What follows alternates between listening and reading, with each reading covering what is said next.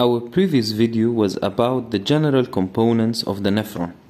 In this video we get into more details about the glomerulus. We will be looking into the cell types and the urine formation process. Glomerulus is a tuft of capillaries. Afferent arteriole enters the glomerulus, forming these capillaries, which drains into efferent arteriole. So afferent arteriole entering and efferent arteriole leaving the glomerulus. These capillaries we call the glomerulus are enclosed within the Bowman's capsule.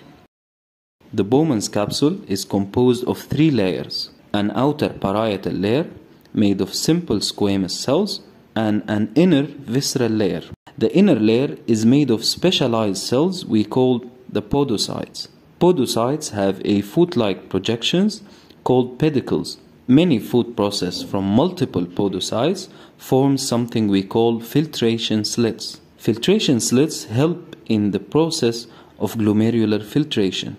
It's one of the three layers of the glomerular filtration membrane. Third layer of the Bowman's capsule is the capsular layer.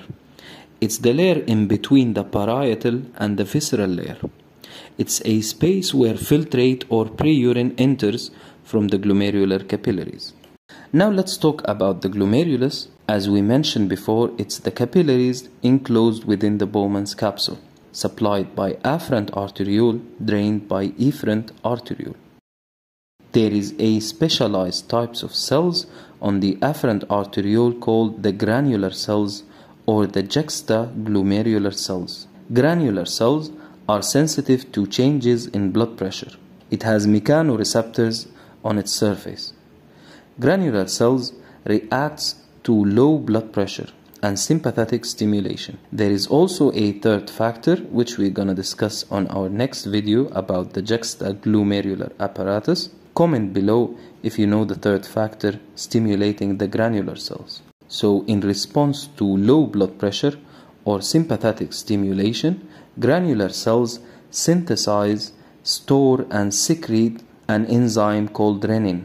Renin is an enzyme that works by converting a protein that is synthesized from the liver called angiotensinogen into angiotensin 1. Angiotensin 1 is converted to angiotensin 2 by an enzyme found in the lungs called angiotensin converting enzyme. Angiotensin 2 is a potent vasoconstrictor that raises blood pressure to correct the hypotension. It's part of the Renin Angiotensin Aldosterone System, and we're going to have a separate video for that topic.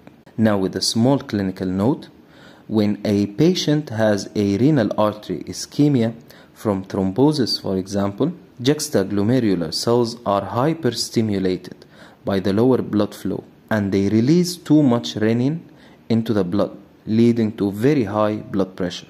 Other specialized types of cells we find around the glomerular capillaries are the mesangial cells. Mesangial cells form structural support for the glomerular capillaries. They also have the ability to engulf foreign or dead tissue by phagocytosis. Mesangial cells are contractile cells. They have actin and myosin filaments. It does not have mechanoreceptors like juxtaglomerular cells, but it is sensitive to changes in tension or pressure on the glomerular capillaries, and they contract or relax, adjusting the surface area and thus helping in the regulation of renal blood flow.